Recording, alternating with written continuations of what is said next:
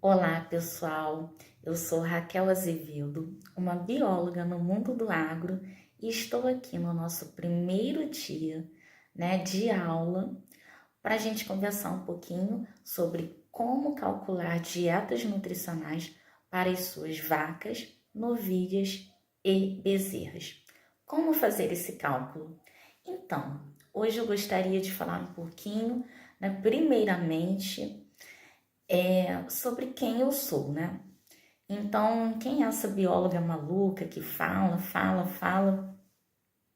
de repente some e aí reaparece fazendo uma porção de lives?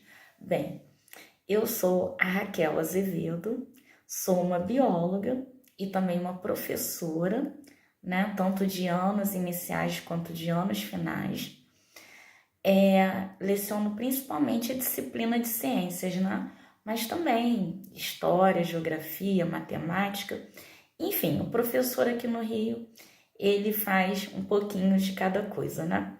A gente se especializando é o que interessa aí, né? Apresentando um trabalho de excelente qualidade. Então, eu tenho 43 anos, né? Estou fazendo aí esse retorno para o agro, né? Assim, atualmente eu atuo como professora e também na parte aí de extensionismo rural. Então, tanto professora na parte para crianças, adolescentes, quanto também trabalho com profissionais do campo, aí especialmente os dedicados à bovinocultura de leite e de corte, tá? Então, qual que é a minha formação? Bem, desde lá do iniciozinho, né, de quando eu ainda era criança, eu sempre gostei muito de ciência, né? Então, aquela curiosidade, aquela criança curiosa, né? Sempre gostei muito de entender, né? Tudo que eu estava vendo, tudo que estava ao meu redor, né? Como que as coisas funcionavam. Então, eu cresci e fui fazer biologia, tá?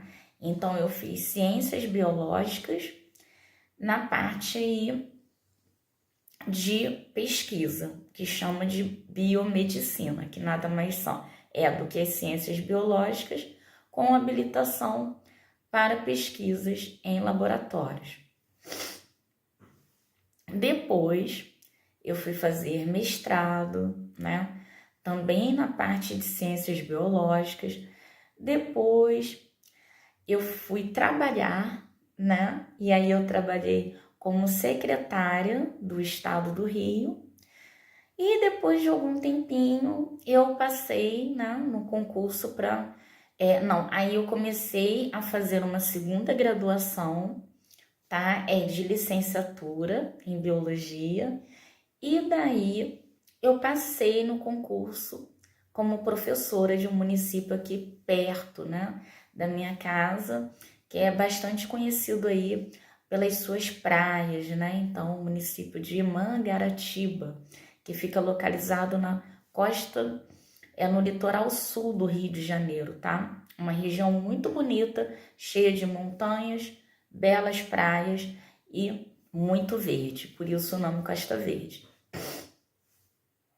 E aí, durante essa formação, né, durante esse trabalho como professora, a gente começou a fazer um curso de capacitação na parte de meio ambiente, num parque que tem lá em Mangaratiba, né, o Cunhambebe, quem é da região conhece. E daí surgiu, eu tive a oportunidade de entrar num grupo de professores, onde começou a ser divulgado curso de doutorado, né, em meio ambiente. Aí eu falei, não, gente, tem tudo a ver. Eu amo verde, amo a natureza, né? Eu quero fazer esse doutorado. E aí comecei a me preparar, né? Preparar projeto. E eu queria trabalhar não apenas assim com a natureza, mas eu gostaria de trabalhar com as pessoas. Né? Tem que beber uma água aqui. trabalhar com as pessoas que viviam dentro daquelas áreas, né, que são conhecidas no nosso meio acadêmico como comunidades ou povos tradicionais. Então, o foco inicial do meu trabalho seria conversar com pescadores, né? Eu queria muito essa coisa das comunidades de pescadores. Mas aí se tornou meio inviável aqui no Rio, né? Toda essa situação que a gente já conhece, né?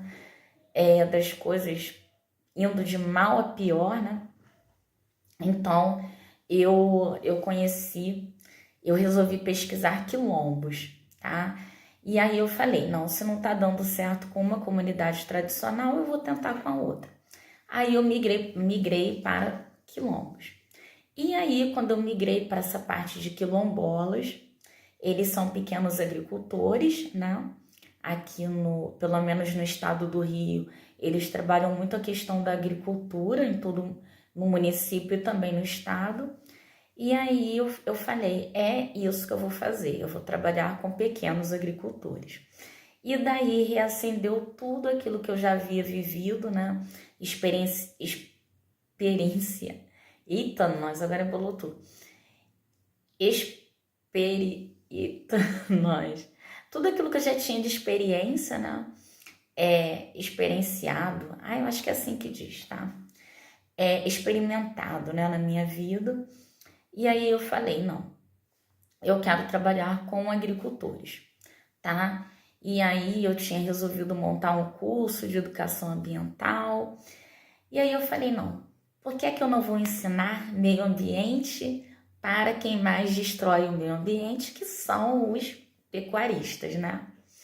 E daí eu falei, não, vou lançar um curso de educação ambiental para ensinar os pecuaristas a cuidar do meio ambiente, né? Aquele pensamento, né? Nada a ver.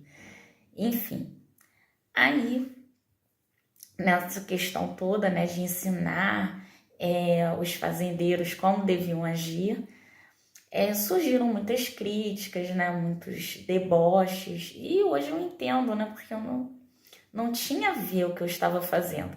Os pecuaristas, os fazendeiros, eles conhecem muito bem, né, a região onde estão, e hoje em dia eles fazem de tudo, vocês fazem de tudo, né, para preservar mananciais, para preservar áreas verdes, toda aquela questão da integração, né, do que a natureza pode oferecer de melhor ali, de fontes mesmo renováveis, de recursos naturais, e também aquilo que a gente pode contribuir também para ter uma vida com mais qualidade, né? Vivendo em harmonia com o meio. Então, o que acontece? Eu falei, não, então eu vou, já que essa não é a questão, não é isso que eles querem, e eles já conhecem toda essa parte aí de meio ambiente, eu vou fazer algo melhor. Eu vou estudar a fundo zootecnia, né? E vou ajudá-los a cuidar dos animais, porque assim, os bovinos sempre foram uma paixão minha desde a infância. Então foi nesse momento assim que deu aquele estalo, eu falei, opa, tá todo mundo perguntando, mas que negócio é esse? Que doideira é essa de meio ambiente dentro da fazenda? Aí eu falei, não, vou procurar o que eles precisam. E aí eu fui me especializar na parte de pecuária, tá? De bovinos, tanto na parte de leite quanto na parte de corte. E daí eu virei uma quase zootecnista, tá? Então, foi daí que eu decidi trabalhar, né, com os bovinos, e reacendeu todo aquele amor que eu já sentia pelo agro, que acabou sendo apagado, né, pelos afazeres da vida, pelos estudos, pela cidade, né, pela agitação de uma grande cidade, e eu trabalhei quase 4 anos em uma grande cidade, tá? No centro do Rio de Janeiro. Eu moro no Rio de Janeiro, mas eu moro na antiga área rural, tá? Então, aqui o nosso bairro é o famoso bairro Imperial, de Santa Cruz, onde a família real passava os seus momentos de veraneio, onde era o início, né, da fazenda real de Santa Cruz. Então eu sempre vivi no meio rural, né, que hoje em dia não é mais rural aqui, tá?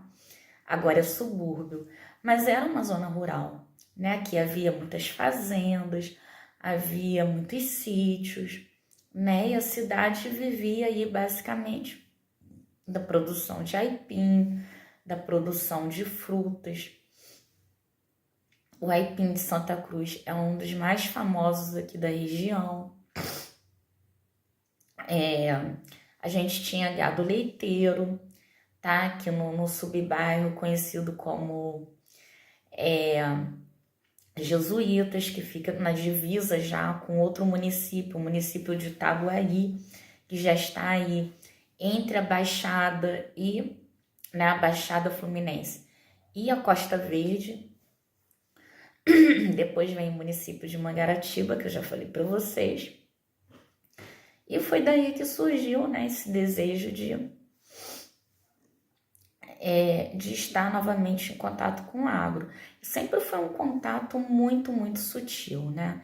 Então, quando eu era criança, eu via muitos bois aqui na rua, porque no passado, lá pela década de 50, 60, o matadouro, os locais de abatedouro, né, de gado, eles foram, com o crescimento da cidade do Rio, transferidos aqui para a nossa região. Então, o antigo matadouro, ele fica aqui a uns 5 minutinhos de carro da minha casa, tá? A pé, a gente caminha 15 minutos e chega até o antigo matadouro. Lá, os bois chegavam, passavam um tempo na engorda, né? E algumas semanas.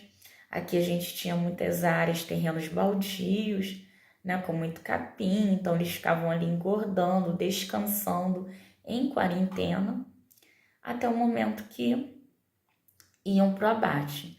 Só que tinha dias que eles fugiam. Quando eles eram enfileirados, né, para entrar no abate, eles acabavam fugindo. Eles se assustavam e fugiam. E aí, quando eles fugiam, onde é que eles paravam? Nas ruas, né? E aqui a gente tinha terrenos baldios. Então, eles ficavam, eram Nelores, né? Branquinhos, com aquela pele meio escurecida, prateada, né? Então, eles ficavam assustados, tadinhos, pastando, né? Até que os boiadeiros viessem buscá-los. Então, isso aí é sempre uma memória assim que eu tenho. A gente morria de medo, ficavam aqui na rua, né, na esquina de casa, e ninguém tinha coragem de passar, né? Era aquela coisa, o boi olhando e a gente olhando para ele. Um com medo do outro. E assim, eu me lembro de ter ido, né, algumas fazendas, assim, para ver os animais, tomar leite ali fresquinho, tirado na hora da vaca. Eu ia sempre para Resende, né, para casa dos meus tios, e lá perto tem uma fazenda lá que era tinha uma antiga senzala, né, onde ficavam os negros que eram escravizados. E assim, lá tinha essa parte que a gente podia ver os animais, né? Podia tocar. Então isso sempre fez parte da minha vida, um contato muito sutil, mas que foi o suficiente para anos depois me trazer de volta, né? Para o mundo do agro, né? Para esse mundo que eu tanto amo, que eu sempre gostei, né? De fazendas, de campo, né? Esses ares campestres sempre me fascinaram, né? Então eu era criança, assistia a novela Pantanal aí com 9, 10 anos, né? Eu ficava assim louca, né? Aqueles campos imensos, aquelas tempestades assim na madrugada. E aí reacendeu, né? Reacendeu Enfim, agora eu voltei para ficar, né? Estou aí na batalha até que eu possa estar somente me dedicando integralmente ao agro, o que não acontece hoje, mas que é a minha intenção, e ajudar aí especialmente os pequenos e médios pecuaristas, né, a alavancarem aí a sua produtividade por meio do extensionismo rural, que é o quê? Levar conhecimentos novos, estudos acadêmicos já validados, né, para os fazendeiros, para que eles possam aumentar a lucratividade, a produtividade de suas fazendas, sem que tenham que investir rios de dinheiro para isso, tá? E sem que tenham que ficar lendo aí milhares e milhares de artigos, sem entender nada e não sabendo como aplicar os conceitos corretamente nos seus negócios, para que possam obter aí o máximo de produtividade de ganho com o mínimo de perdas, acidentes, incidentes, né, que possam ocorrer aí e não estejam no planejamento do produtor. Então, os meus avós, outra parte aqui da história, maternos, eles tinham um sítio aqui pertinho da minha casa, tá? Uns 2 quarteirões da minha casa. E era um sítio bem grande, onde eles tinham um cavalo, tinham porcos, criavam porcos, produziam aipim, tá? E muitas outras aí variedades, frutas. E o que aconteceu? Assim, é bem triste, né? Eu já estou terminando a história para a gente entrar no que interessa.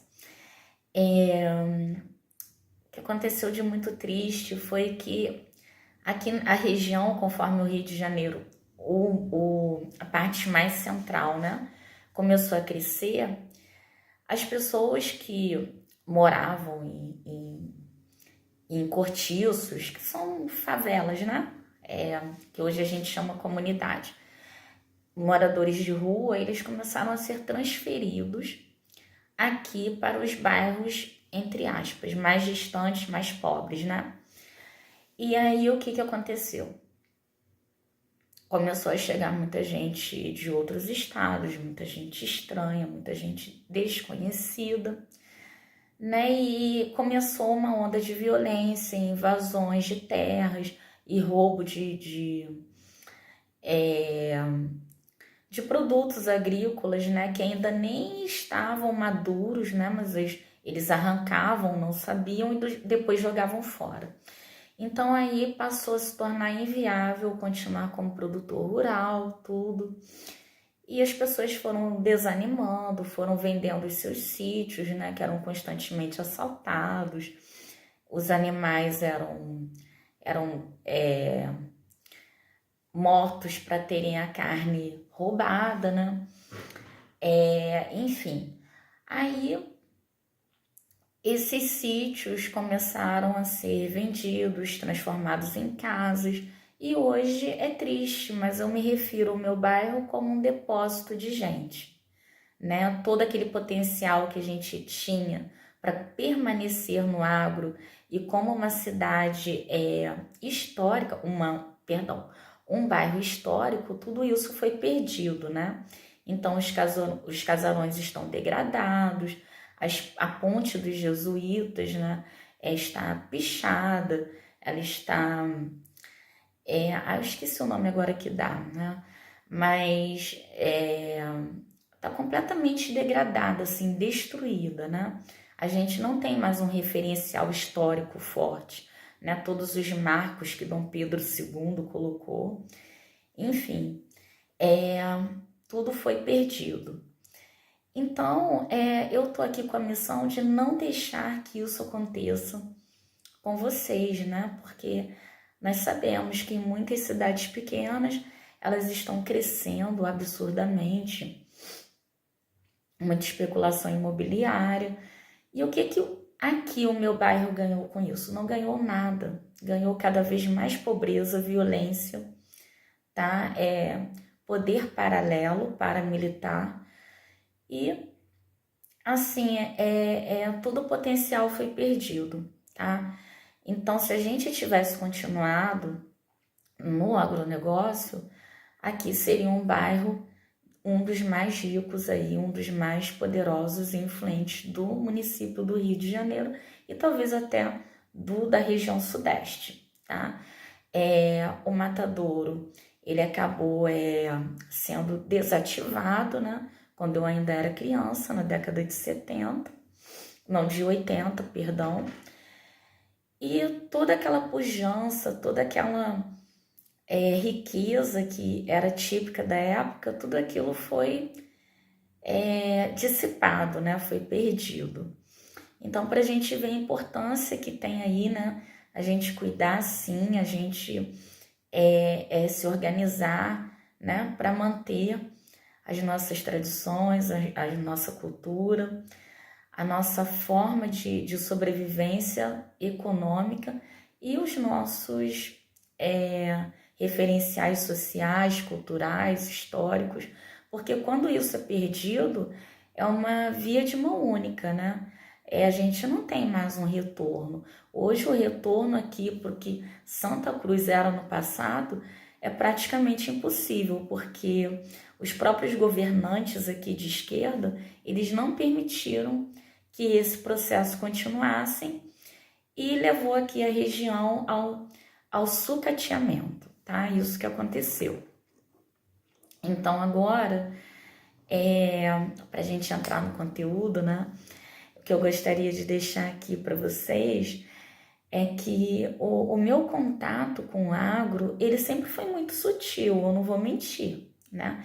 Ele sempre foi muito, passava por Resende, ali pela região, né, do Vale do Paraíba, e ficava vendo aqueles pontinhos brancos, os Nelores, né, as vacas holandesas, e eu ficava maravilhada com tudo aquilo, né? Só que esse contato sutil, ele foi o suficiente para me despertar, né? Esse desejo intenso de viver, de ser e de trabalhar para o agronegócio, especialmente na parte de bovinocultura. Então, vamos lá para o conteúdo? Então, na segunda parte aqui, eu gostaria de falar com vocês sobre como que a gente faz, né? Entrar de fato no que a gente veio fazer essa noite. Opa, não sei que horas que cada um vai assistir aí. Como calcular as dietas nutricionais aí para as categorias de animais aí. Então, principais eu coloquei vacas, novilhas e bezerras. Então, vamos lá. Primeiramente, as vacas leiteiras, né? Eu gostaria de trazer aqui um método para vocês do Dr. Mike Ruth, gente. Ai, agora, peraí, deixa eu conferir aqui. Dr. Mike, Hutchins, né? Eu não sei pronunciar o nome dele direito, não. E quem que é ele? Ele é um americano, né? Um grande extensionista rural que é especialista em bovinocultura leiteira. E o nosso evento hoje, ele é especialmente para os produtores de leite ou aquelas pessoas que trabalham com corte, mas desejam aí migrar ou então fazer uma associação, né, com o leite. Então, você conhece a regra dos 6 quilos? Então, o que eu venho trazer aqui para vocês hoje. Para as vacas grandes, né, como as holandesas, as vacas aí que tem um porte grande, a gente sempre vai utilizar a regra dos 6 quilos. Que regra é essa? Anota aí, anota no papel, tá? O nosso vídeo vai ser disponibilizado, mas é interessante que vocês anotem para ir praticando e assimilando a ideia, tá certo? 6 quilos é a quantidade de matéria seca necessária diariamente para que vacas de grande porte, tá? Possam aí atender às exigências de nutrientes para a manutenção. O que é mantença? A manutenção do funcionamento do corpo, do organismo delas.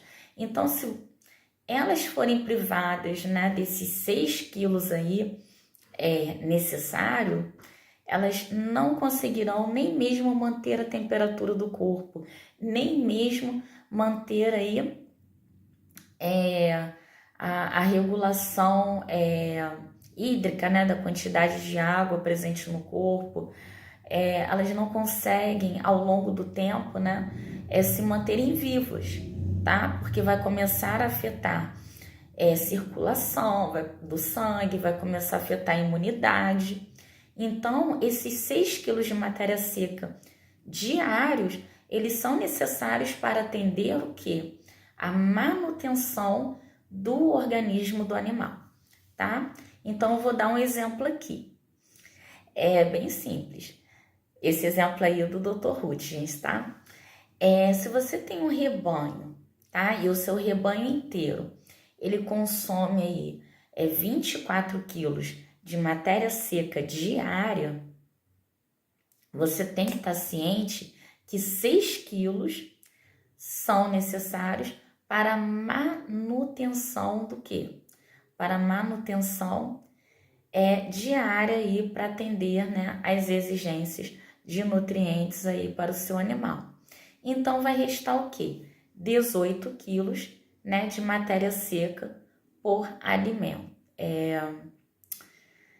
Por alimento, né, que elas vão ingerir, tem que ter o quê? 18 quilos de matéria seca para o restante das funções produtivas. Então, se o seu rebanho necessita de 24 quilos de matéria seca diária, se tira 6 quilos, tá? Que vai ser o que elas vão precisar ali para as funções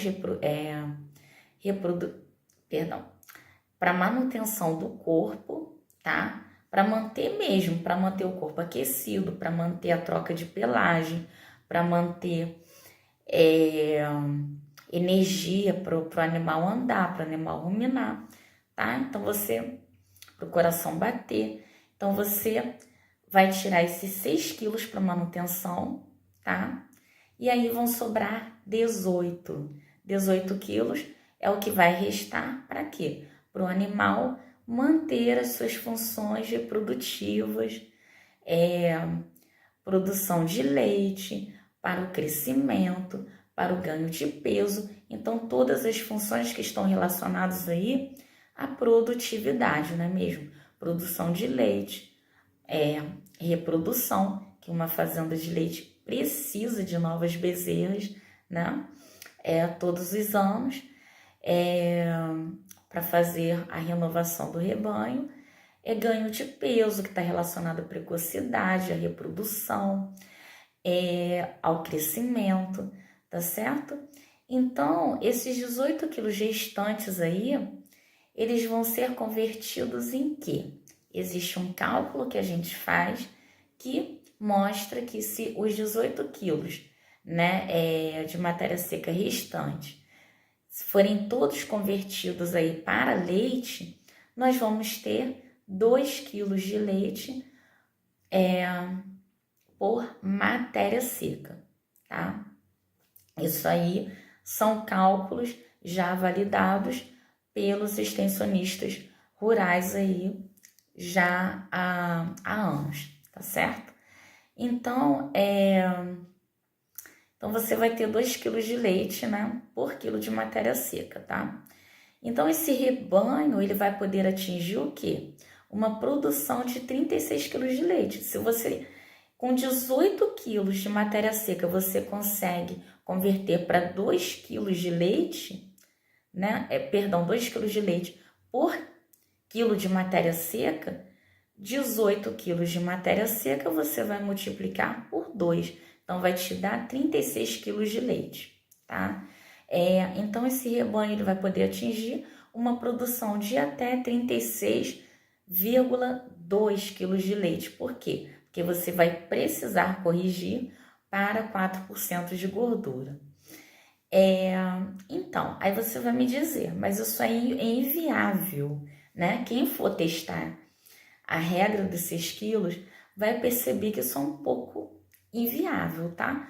Por quê? Porque as vacas mais jovens e aquelas que estão em lactação, elas tem menos nutrientes disponíveis para a produção de leite. Então, vão produzir menos leite. Então, quando você for utilizar a regra dos 6 quilos, você vai reduzir a quantidade, né, que você calculou lá para as vacas, né, de 2 quilos de leite por quilo de matéria seca. Você vai reduzir aí de 2,3 a 3,2 quilos de leite do valor que você calculou. Então, seria o quê? 36,2 menos 3,2, né? Que te daria o quê? 33 quilos de leite, tá certo? Por quê? Porque essas vacas, elas desviam energia, nutrientes disponíveis para quê? Para o crescimento, para a produção de leite para o bezerro, né? A produção de colostro, enfim.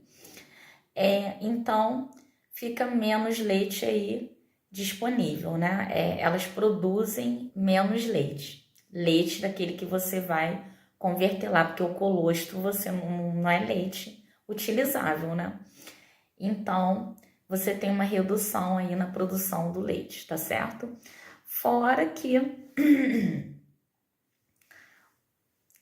o animal em lactação, ele precisa de mais energia para a mantença aí do seu corpo, né? Então, você já dá esse desconto. Então, para rebanho Jersey a gente sabe que não é uma raça grande. Então, o que nós vamos fazer? Nós vamos usar a regra, né? Só que não será chamada de regra 6 quilos. O que você vai fazer? Você vai utilizar 4,5 quilos na hora dos seus cálculos. Então, vai substituir os 6 quilos por 4,5, tá? Então, voltando lá, você vai diminuir. Se o seu rebanho consome 24 quilos de matéria seca por dia, você não vai reduzir 6 quilos para manutenção. Para vacas menores, como as gercinhas, você vai utilizar 4,5 quilos, tá certo? E aí vai dar o quê? Vai dar 19, né?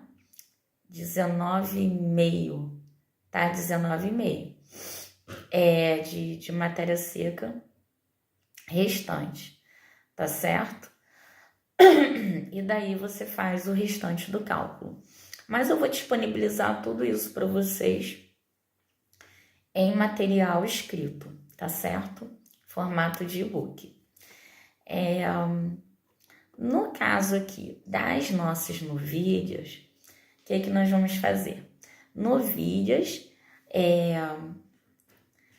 aos 3 meses de idade, você já pode colocar aí as suas bezerras numa alimentação para novilhas, tá? Então, se aos 3 meses suas bezerras já estiverem desmamadas, com sucesso, tá? Você já pode começar aí, né? Aos 3 meses, uma alimentação para novilhas. E lembrando que você não deve jamais fornecer silagem de milho, nem silagem úmida, mais de 60% de umidade, tá? Nem pasto para novilhas de menos de 3 meses, por uma questão que o rumen ainda está se desenvolvendo, né? Então, seria aí uma carga muito, muito pesada, né, para o rumen, para o intestino desses animais que ainda são bem pequenos, né? E ainda estão em fase de desenvolvimento. Seria uma carga muito grande para eles suportarem, né, para eles lidarem com isso, podendo levar a distúrbios gastrointestinais. E também tem a questão de que novilhas, né, e bezerras submetidas a alimentações de grande poder energético, né, como o milho e a silagem úmida, que é mais digerível do que uma silagem menos hidratada, né, com menos água, menos umidade. Uma silagem muito úmida, ela digere muito mais fácil, né? Então, vai produzir muito mais gordura, né? Muito mais energia aí para esses animais. Então, vai converter em gordura e vai ficar armazenado onde? Nos úberes, tá? E também no corpo do animal, levando aí a um aumento perigoso no score, né? Do índice corporal. Então, é sugerido pelo Dr. Rutgers, né? A gente já viu aqui, que não se faça esse tipo de coisa. Não se deve fornecer para bezerras que já estão aí na categoria de novilhas, ou seja, que já foram desmamadas, né, com sucesso e tem mais de 3 meses de idade, a gente evitar alimentos com muito alto teor energético, tá? Tanto pela questão do rumen, quanto pela questão do aumento indesejado de score corporal, tá? Todas as novilhas, elas devem ter fornecimento forçado, isso aqui vocês podem, tá? Tendo disponibilidade e para investir nisso, aumentar aí minerais e vitaminas, mas eles devem estar balanceados. Minerais e vitaminas de mais ou de menos podem ter consequências drásticas, tá? No metabolismo, na conversão da energia em alimento, tá? Em nutrientes para esses animais. Então, esse fornecimento forçado de minerais e vitaminas, ele deve ser balanceado, deve ser observado ali no rótulo, né, dos produtos que você for comprar, para que você coloque a quantidade indicada pelo fabricante, tá certo? E aí você vai misturar esses minerais e essas vitaminas, tá? Na forragem ou na ração que você produz aí na sua propriedade ou que você adquire de algum fabricante ou produtor. Então, outro ponto aqui que eu venho trazer para vocês é que todas as novilhas, elas devem ser alimentadas com um ionóforo. Mas o que é isso? Ionóforo te lembra o quê? Íons. Íons nada mais são do que minerais, tá? Dissolvidos em águas aí, eles vão ter poder de se ligar a células, de se ligar a proteínas, levando aí a uma otimização, a uma melhoria no funcionamento, né, das reações químicas que acontecem dentro do corpo do seu animal. Então, esses ionóforos, eles são aditivos alimentares que são utilizados para melhorar a eficiência alimentar, ou seja, para melhorar o ganho, a ingestão e o ganho de peso, né, desses animais, dessas bezerras. Mais uma vez, ganho de peso relacionado tanto à saúde quanto à precocidade sexual, a entrada mais cedo aí na puberdade e, consequentemente, logo, né, poder essa futura novilha poder emprenhar e tá aí fazendo a ciclagem dos animais, né, com mais rapidez dentro da sua propriedade.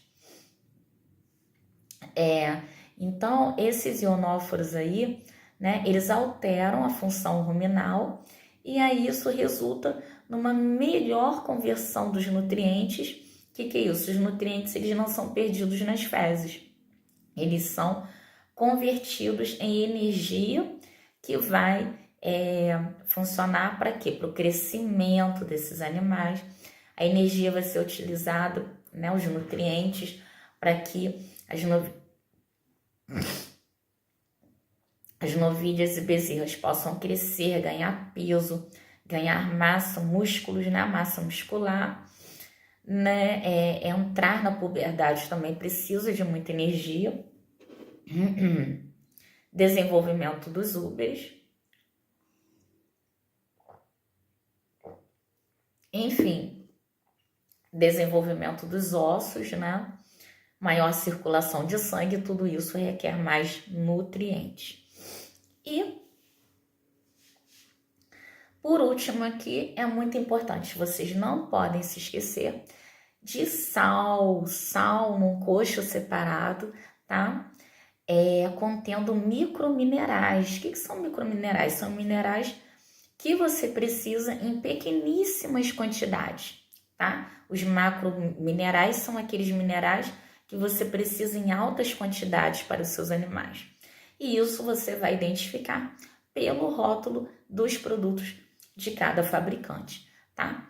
Então, esse sal contendo minerais, ele deve ser oferecido, ele pode e deve ser oferecido separado, tá? Em um coxo onde os animais, onde essas novilhas, elas possam ter um livre acesso, tá?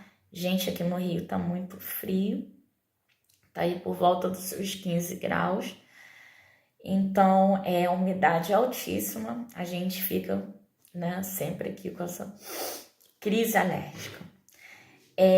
Vamos lembrar que esses níveis aqui de micronutrientes do sal que vai ser fornecido separado, ele não deve ser substituído jamais pelos minerais aí de fornecimento forçado que a gente viu anteriormente, tá?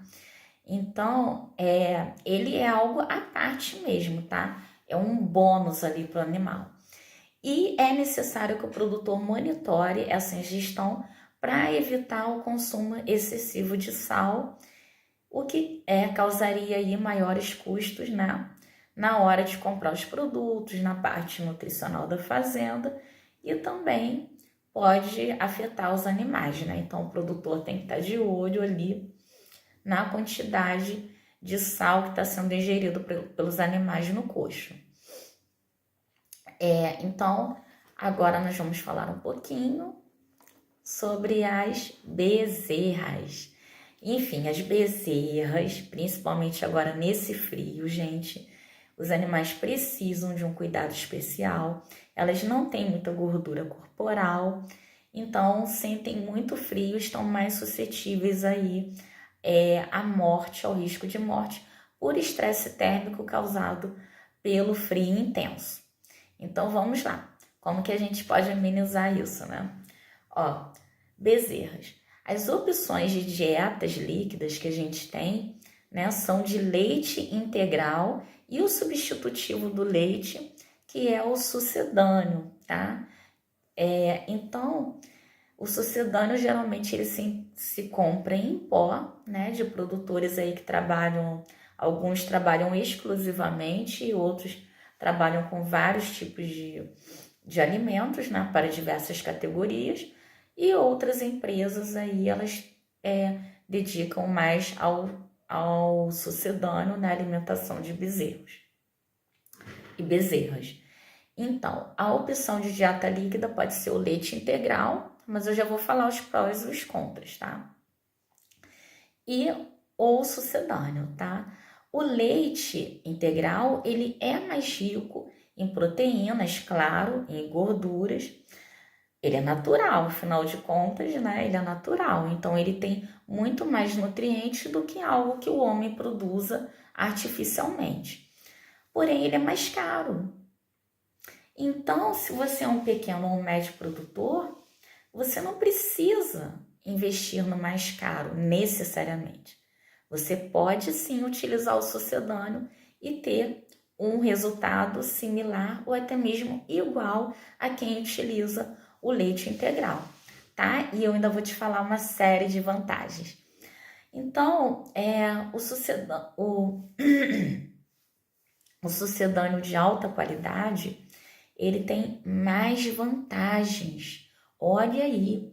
Então, você fica pensando, eu preciso gastar mais dinheiro, né, com leite integral, porque tem mais proteínas e mais gordura, e além do mais, o que é mais caro é melhor, né, tem maior qualidade.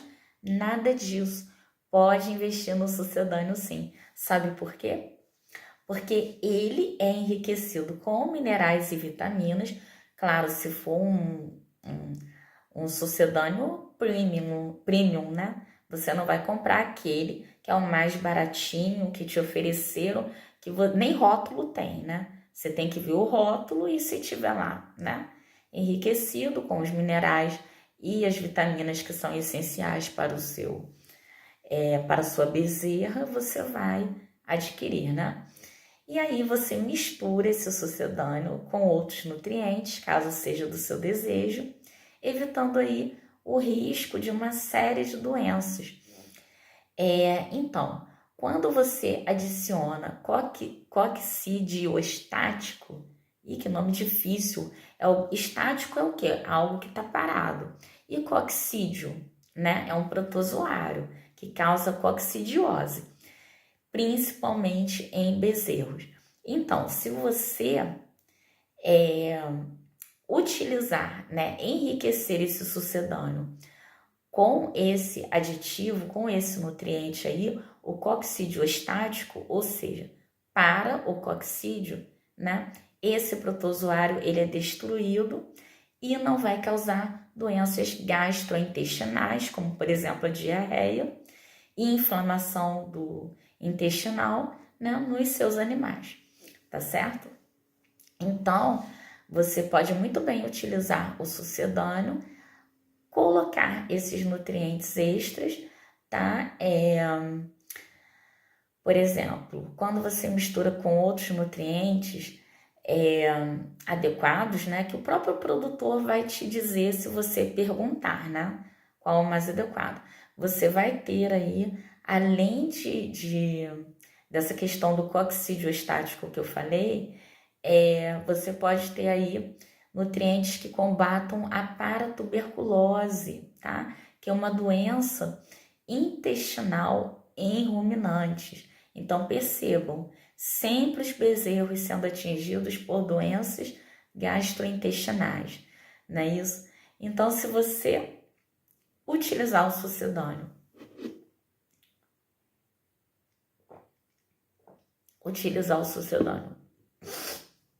de boa qualidade, né? Que tem lá os nutrientes essenciais para o crescimento saudável das suas bezerras, você sempre vai evitar o risco de bactérias e protozoários que causam aí irritações, né, e mau funcionamento intestinal em ruminantes aí, doenças gastrointestinais. Então, no caso, os principais que eu trouxe hoje são a paratuberculose transmitida da mãe para a bezerrinha e coxídeo estático para combater a coccidiose, tá? Que causa doenças gastrointestinais. Ambas aí também estão relacionadas com a limpeza do meio ambiente, do ambiente. Então, por favor, atenção à limpeza, né? O grau de limpeza das instalações, né? Tomar conta fazer de tudo para que não haja a mamada cruzada entre bezerros, porque também facilita a proliferação, né, de doenças causadas por micro-organismos. Então, tudo isso aí auxilia vocês, né, a reduzir de uma forma bem significativa os gastos aí com sanidade e com a nutrição. Então, seguindo aqui. Para você calcular a quantidade de sucedâneo para as suas bezerras, você vai precisar ler o rótulo. Mais uma vez, não tem por onde fugir. Tem que ler o rótulo e fazer os cálculos para o peso do seu animal, para ver qual a faixa que vai encaixar ali de quantidade de sucedâneo que você vai utilizar para dar para o seu bezerro ou para a sua bezerra, tá certo? Então, você tem que ler o rótulo, não tem jeito. E cada fabricante faz uma quantidade diferente, tá certo? Bezerras com menos de 14 dias de idade, ou seja, com menos de 2 semanas de vida, devem receber um substituto com ingrediente à base de leite. Então, o sucedâneo para bezerras abaixo dos 14 dias de nascidas, esse sucedâneo precisa conter aí ingrediente à base de leite, tá? Por uma questão mesmo de proteção, né, de anticorpos, de proteção desses animais que ainda estão aprendendo a criar a sua imunidade. Então, vamos seguindo aqui. Os níveis de proteína bruta, eles devem ser, percebam, agora eu estou falando de níveis de nutrientes que não podem faltar, que não podem falhar no seu negócio. Então, os níveis de proteína bruta, eles devem ser de 20% para cima, tá? Na categoria aí, bezerras. Ah, mas como que eu vou calcular isso? Pelo rótulo, gente. Pelo rótulo, eu vou ensinar aqui, se vocês quiserem, desejarem, vou ensinar na aula fechada, tá? Como é que a gente faz esses cálculos aí com rótulo. Com um mínimo de 15% de gordura. Então, a gordura deve estar presente aí na dieta das suas bezerras com um mínimo de 15% no alimento que ela ingerir, tá? E esse teor, ele deve ser aumentado de 20% a 25% quando essas bezerras estão expostas, tcharam, adivinha o quê? A um clima muito frio ou em condições de estresse. Aí podemos entender como estresse térmico também, tá? Causado pelo frio. Por quê? Porque a gordura, a gente já sabe que ela age como uma capa protetora, um isolante térmico no nosso corpo, mantendo ele aquecido. E também nas horas de frio intenso, parte dessa gordura vai ser quebrada e transformada em calor para que você mantenha o seu corpo quente, não entre em hipotermia e possa até mesmo morrer, que é o que tem acontecido com esses bezerros Nelores aí, que chegam do Pará até o Mato Grosso, tá? Então, sendo fornecida uma dieta, como é que eu poderia dizer que termogênica, né? Que são essas ricas em gordura, talvez, né, os pecuaristas podem fazer esse teste. Talvez reduza a morte de bezerros, porque eles vão ter condições de fazer a manutenção da regulação da temperatura corporal, uma vez que eles vão ter mais gordura para queimar.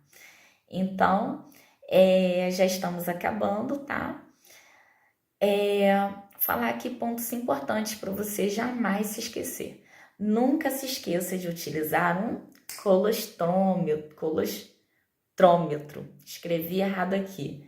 É colostro, tá? Tem um Rzinho aí no meio do T e do O, tá? Então, o colostrômetro, o que é que ele faz? Ele mede a quantidade de sólidos e que são as proteínas, gorduras,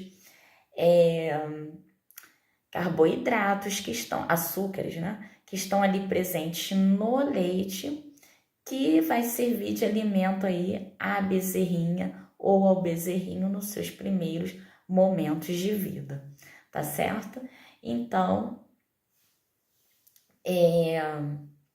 você não tem que utilizar um colostrômetro que esteja muito bem calibrado para que a medição desse colostro seja uma medição que reflita o que está acontecendo na realidade. Se ele estiver mal calibrado, pode ser que o colostro seja ruim e ele identifique que tem muita proteína, o leite está maravilhoso. E na verdade o leite não estava bom, tá certo? Evite também deixar o bezerro mamar na vaca, porque quando o bezerro mama na vaca, você não tem como medir a quantidade de colostro que ele ingeriu, tá? E além disso, esses bezerros, eles são mais suscetíveis à mortalidade do que aqueles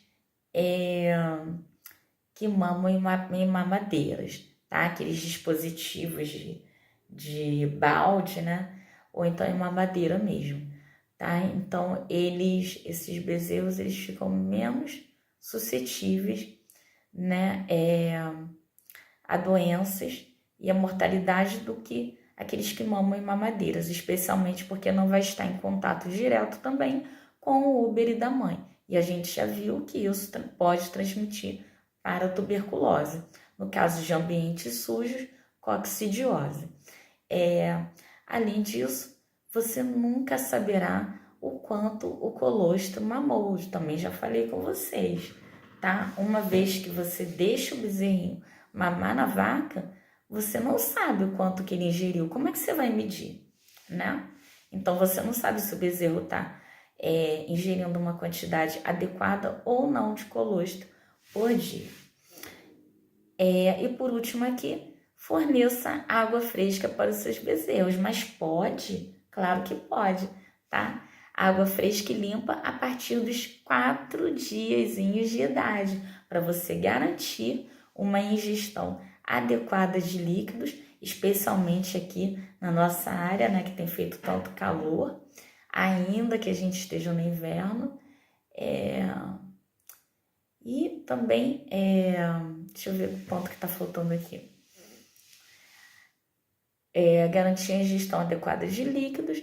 Em caso de estresse térmico ou de febre, e também para evitar a desidratação, a gente aconselha a beber água, tá?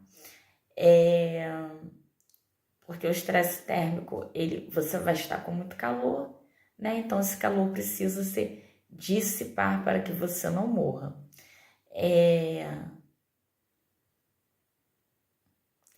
Opa, gente, o soninho já tá batendo aqui, desculpa. E em caso aqui de estresse térmico também, né? Manter o corpo hidratado e baixar a temperatura corporal no caso de ambientes muito quentes. Então, essa água fresca e limpa vai dar uma refrescada no corpo superaquecido do animal. E quem tiver com febre também tem essa questão da perda de água corporal. Para manter a hidratação, beber água fresca e limpa. É só deixar à disposição das bezerras, que elas são curiosas e vão mexer ali. E também, já falei, essa questão da desidratação. E também estimular, né? Quando você põe água no ambiente, você estimula o consumo de ração inicial. Muitas novilhas só comem porque tem aí, no caso, a matéria seca ou a ração, né? Porque tem esse estímulo aí da água, né? Se não tiver água, ela não vai consumir, tá certo? Então, pessoal, para a gente finalizar aqui, né? Gostaria de falar aqui alguns pontos. Nós estamos aí com 2 aulas pagas, tá? De R$ 497 por apenas R$ 197, tá? São 2 aulas incríveis, com mais de 2 horas de duração cada uma, mais 1 hora para vocês fazerem suas perguntas e receberem as minhas considerações e também referenciais, onde vocês possam estar conferindo tudo que eu estou falando aqui. Essa mega promoção de R$ 497 por R$ 197 para assistir 2 aulas, onde vocês terão direito aos vídeos por tempo indeterminado, além do e-book, tudo isso aí é a nossa promoção de inverno para aquecer o seu coração. E aí você vai me perguntar, eu tenho certeza que você vai perguntar, mas por que essas aulas ao vivo pela plataforma são para mim? Sim, elas são para você. Elas são para você pelos seguintes pontos. Eu estou trazendo apenas algumas, na verdade são muitos mais, tá? Porque você precisa aprender a organizar seus dados para planejar. Se você não organizar os seus dados, você não vai conseguir planejar nada. Eu quero ter uma produção de 10 mil, 20 mil, 30 mil litros de leite aí, né, de uma vez. Você não vai conseguir isso se você não se planejar, tá? E se você não aprender a organizar os dados que você possui hoje na sua propriedade, você não vai conseguir colocar nada no papel. Então, planeje. Planejando como? Primeiro, organizando os seus dados, anotando, observando e organizando. Com os dados em mãos, você consegue planejar. Fazendo planejamentos, né? Metas e objetivos que você tenha para o presente, para médio e longo prazo, é necessário você planejar para quê? Para ter o controle das suas ações. Então, se você tem objetivos, mas você não planeja, você apenas organiza os dados, mas não planeja, não tem uma meta, um objetivo, né? Você não vai conseguir planejar direito, né? Vai ficar ali com aquelas metas, com aqueles objetivos, mas qual é o plano que vai ser colocado em ação? Eu vou precisar reduzir mortalidade, eu vou precisar zerar os casos de mastite. Se você não fizer esse planejamento, tiver apenas objetivos, né, e metas, o que vai acontecer? Você perde o controle das ações que precisam ser tomadas diariamente na sua propriedade. Então, você, primeiro, aprende a organizar seus dados para depois planejar, né? Quais atitudes que eu vou precisar ter para alcançar as minhas metas e os meus objetivos presentes e futuros, né? Então, escrevendo tudo que você precisa fazer, você tem o controle das suas ações, né? Então, você sabe exatamente o que precisa ser feito. Então, você já vai saber o que repassar para o seu time. Olha, a gente tem que cuidar mais da sanidade, né? Tem que fazer o vazio sanitário, a gente não pode deixar sujeira na cama das vacas, quem trabalha com compost. Enfim, tem todo um procedimento que precisa ser seguido, um protocolo, e você vai criar esses protocolos para quê? Para que você tenha o controle das ações que precisam ser tomadas para que suas metas e seus objetivos sejam atendidos, tá? Então, tendo esse planejamento, você tem todo o controle, você tem o protocolo de todas as ações e decisões que precisam ser tomadas, tá? E por cada funcionário aí da sua propriedade. E aí, controlando essas ações, o que você ganhou com isso? Controlando as ações, você consegue ter os resultados que você espera, bater as suas metas, atingir os seus objetivos, né? Então, você consegue, ou quando não consegue atingir o resultado esperado, você chega bem próximo de, tá? Então, fica ali pertinho da sua meta final, tá? E aí, você chega perto ou atinge, né, esses resultados esperados, de uma forma mais consistente, sabendo qual o caminho exatamente que você seguiu para chegar até ali e de uma forma mais satisfatória, com menos sacrifício, com menos gritos, com menos berros, com menos esporros dentro da fazenda, não é isso? Porque cada um sabe exatamente o que tem que fazer. E quando acontece um erro, fica muito fácil de identificar através da lista de checklist o que é que foi quebrado, né? Qual parte do protocolo foi quebrada. E daí você vai me dizer, mas e se eu fiz tudo isso e deu tudo errado? E se der algo errado? Se der algo errado, eu acabei de falar. Você vai saber exatamente qual é o ponto de ruptura na engrenagem da sua fazenda. Vai saber exatamente onde é que a roda parou de girar. E aí, sabendo qual foi esse ponto de ruptura, você vai otimizar o seu tempo. Você vai gastar menos tempo para saber qual a decisão que tem que ser tomada para consertar essa falha e para que isso não venha a se repetir. Agora pensa junto comigo, se você não tivesse toda essa metodologia de ação, tudo isso seria perdido. Você ficaria rodando, a fazenda inteira, feito um tonto, até tentar descobrir o que é que deu errado. E até você chegar ao que deu errado, toda a produtividade da sua propriedade, todas as cadeias do ciclo produtivo ficam reduzidas ou paradas, comprometidas, afetando umas às outras e reduzindo consideravelmente a sua produtividade, tá? Então, você otimiza o seu tempo, sabendo o ponto exato da ruptura, e aí consegue buscar também soluções mais adequadas ao seu momento, tá? Tudo isso fazendo o quê? Quando você pega e anota ali cada passo e tem o checklist do que cada pessoa, cada funcionário, cada colaborador tem que fazer. Quando você tem tudo isso anotado, é muito mais fácil descobrir onde é que estão as falhas. Bem, e aí? E aí você tem um ganho de tempo imenso, e tempo é dinheiro, tempo é investimento. Por que que tempo é dinheiro e tempo é investimento? Porque otimizando os processos dentro de um negócio, você tem menos despesas, né? Menos acidentes, menos custos inesperados, né? Se as pessoas seguirem corretamente os protocolos, menos doenças, menos acidentes, menos imprevistos e, com isso, menos despesas imprevistas, né? E aí, com isso,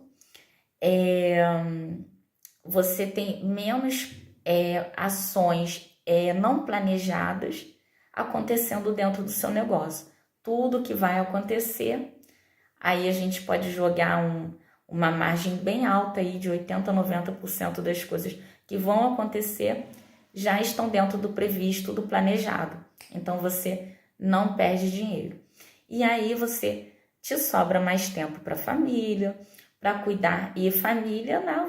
Quanto mais tempo sobrar, você tem tempo de educar, você tem tempo de dedicar mesmo aí a saúde emocional, a saúde espiritual, a saúde emocional, já falei, a saúde psíquica na sua casa, né? De toda a sua família. E aí você também pode cuidar, né? Dos seus negócios, acompanhar mais de perto a educação dos seus filhos, dedicar mais tempo aí para o parceiro, e daí surgirem mais ideias, né? Para você fazer uma gestão aí estratégica do seu negócio. Então, pensar agora, eu tive aqui um insight, tive uma ideia, eu quero melhorar, né? Eu quero avançar, a gente pode investir nisso aqui, investir numa coisa diferente, né? Fazer uma integração lavoura, floresta, pecuária, né?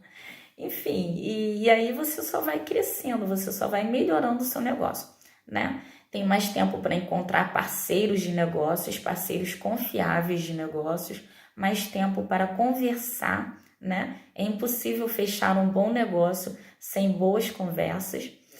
E também aí mais tempo para o seu lazer e o seu descanso. E lazer e descanso é a saúde. De nada adianta o seu negócio estar ótimo e a sua saúde está um lixo, porque aí o seu negócio, mais cedo ou mais tarde, ele vai cair, né?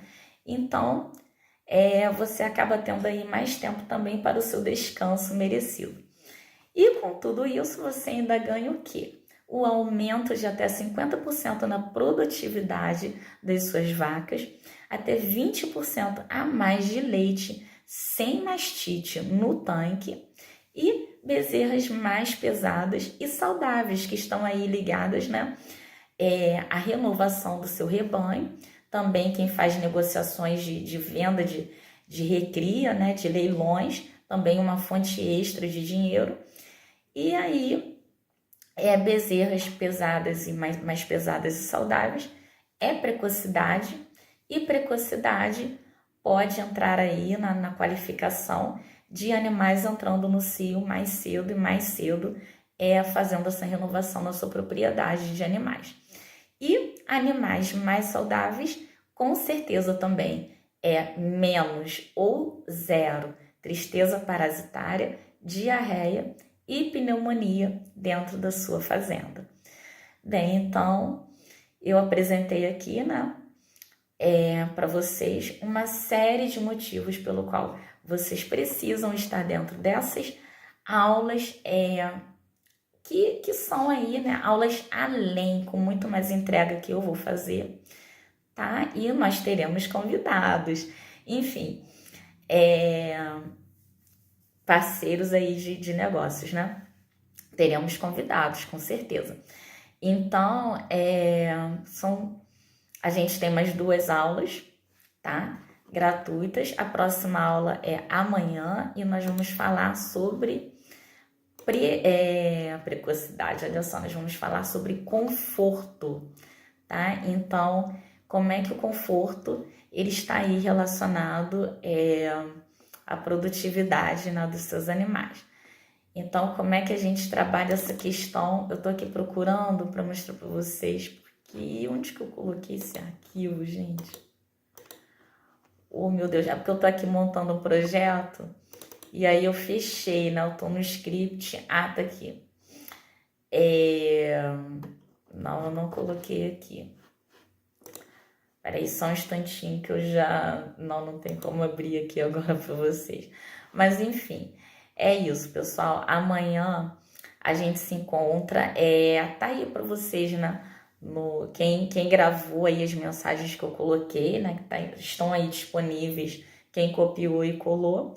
Amanhã é a nossa aula sobre conforto, bem-estar animal, né? Então...